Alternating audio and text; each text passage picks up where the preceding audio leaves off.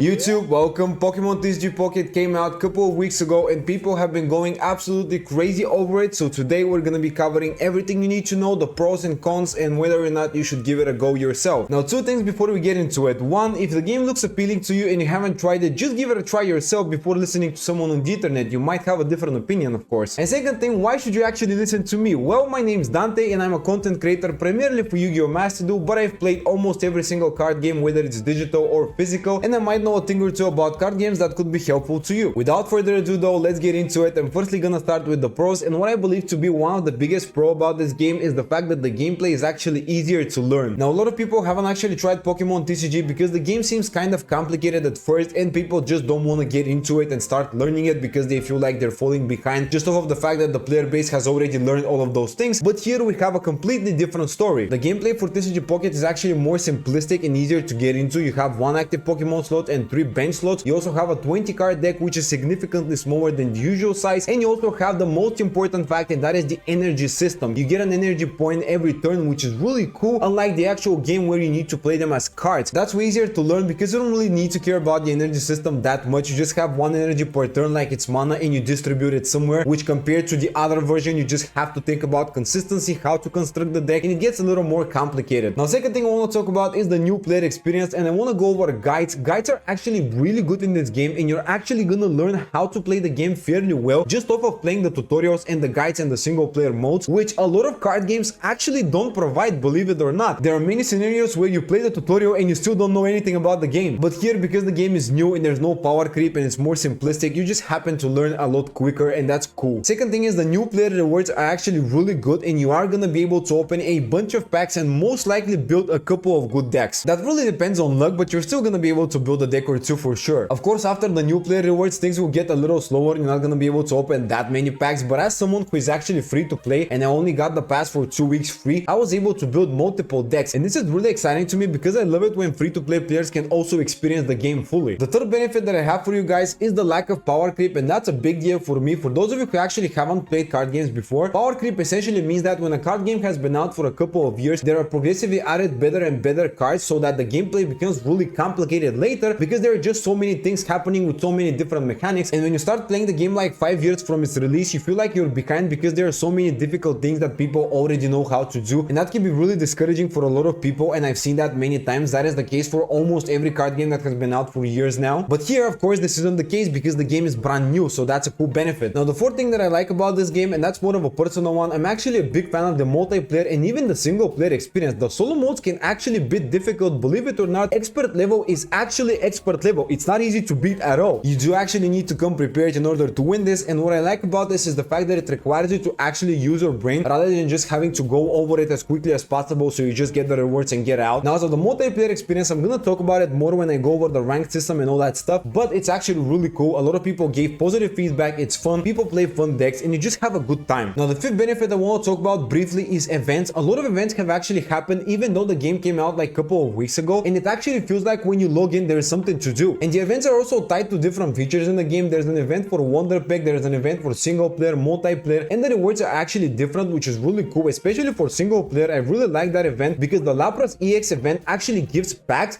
that give specific cards. So these are promo packs and you actually have a reason to do them outside of just getting the same rewards over and over again. And I really like the fact that there are custom rewards for different events. Now that we discussed the pros, let's go over the second portion of the video, which will cover the question marks. These are things that have been announced but are not yet in the game and we're yet to see. Now, the first thing I want to talk about in this section are gonna be packs and expansions. We currently have one expansion containing 3 different packs, and we know that we're gonna be receiving different expansions with also different solo modes. When you look at the solo modes, we can clearly see that you can choose an expansion, meaning that they're gonna be more than just one, right? But we don't know yet how many packs are gonna be different expansions, how many cards are gonna be introduced in a certain set, when are they gonna be introduced, and what will happen basically with them. So this is all the information I can give you on that part. That is why I want to talk about it, just to explain everything. That leads me to the second thing I want to talk about, which is obtaining cards. We currently have 3 methods of obtaining a card, but there actually will be a 4th method added to the game. So let's go over the 3 that we currently have. First of all, we have the Wonder Pick, which essentially allows you to pick from 5 cards and you can obtain one of them them, which is a 20% chance essentially, and it's kind of a gamba. Second way is obviously by pulling on a certain pack for a certain card, and the third way is actually somewhat of a crafting system in a way where you get 5 points when you open a pack and then you spend a certain amount of points to obtain a certain card. This is not actually a crafting system because you don't disenchant extra copies to obtain some currency and then craft whatever you'd like, but it's somewhat of a crafting system in a way, which leads me also to the extra copies. By the way, when you pull a couple of copies of a card, you can obtain flair from it. This is what you do with the extra copies. Essentially, you upgrade it to look in a different way right here, and that's really it. That's all you do with the extra copies, and that leads me to the new way that will be available in the game on how to obtain new cards, and that is going to be through trading. And trading is actually one of the most interesting features in my opinion that we currently don't know anything much about, but what I believe will be the case from my experience of playing other card games is that there are going to be two things that I'm expecting to see here. One is going to be the fact that you're going to be able to trade one card from one rarity with another card from the same rarity, and the other one is maybe you're going to be able to only trade the excess copies of a card, meaning you will need to own at least 3 or more copies of a certain card in order to trade it, which will be the safe option for the card game, because there are sometimes people who trade something that they feel like they won't need, but later they want to play the deck and they're not able to do that. So this will be just the safe way of saying, okay, keep whatever you have, maybe you want to play it later and you can trade the rest. However, that really ties with a different mechanic that I don't think it's a good idea. So we already talked about the flair system and how you need to spend the excess copies to obtain better look for your card, but if they design trading in a way that you need to spend the excess copies as well, essentially you're losing out on more cards by just trading them for better visual look of a card, which means you're kind of wasting your resources a little bit, and that's why I'm not sure whether they're gonna design it this way. If you ask me, I am the person that will currently keep their stuff until I see how the trading works, just so I don't lose out on the opportunity of obtaining new cards. It's up to you what you want to do, of course. This is just how I do it. And the final question mark I want to talk about is the rank system, and we currently don't have a rank system, so we don't know how it will work. However, they added an event that's somewhat of a ranked system, but only for the event, so I'm thinking it's gonna work in a maybe similar manner or just something like that. So just keep in mind that the ranked system is not yet implemented into the game, and we currently don't know how it works, so this is all the information I can give you for now. And finally, let's go over the cons real quick, and there are actually not many bad things about the game. I'm just gonna go over the things that you need to be kind of aware of. One is that we currently don't know the direction of where the game is heading because it's new, so we don't really know where the developers want to take this game and how they want to design it and structure it. Of course, I wouldn't consider it a big con because it's not that big of a deal, but it's just something to keep in mind and be aware of. And now the one definitive downside that I have about this game is the fact that it's really hard to actually target specific card to obtain, because you either need to get lucky and pull it from a pack or get it from a wonder pick, which is essentially gambling, or you need to go and spend points to get it, which is actually not easy, because let's say you want to play Venusaur EX and you need one copy of this. This costs 500 points. This is 100 packs. It is not something easy to do just like that. And the final thing is, as a free-to-play player, you're not going to be able to obtain everything in the game, so you will have to spend money if you actually want to get everything, unless you're extremely lucky in the game, which of course, people who spend money need to have better things than people who don't. But I'm putting it in this section because if you're someone who want to get everything in the game real quick, even without spending money, you're not going to be able to do that, so maybe that would be a con for you a little bit. But yeah, that's my opinion about the game. I gave you everything that I know about the game, the pros, the cons, things that are yet to come out. Let me know if I missed something in the comments below. Also, if you're part of my community and if you're wondering when I'm going to be making videos about this game, yes, I have some cool ideas about the game and I'm going to be making content about it, so stay tuned for that. Also, I would really appreciate a like, subscribe if you enjoyed the content, and I will see you guys in the next video. Have a great day.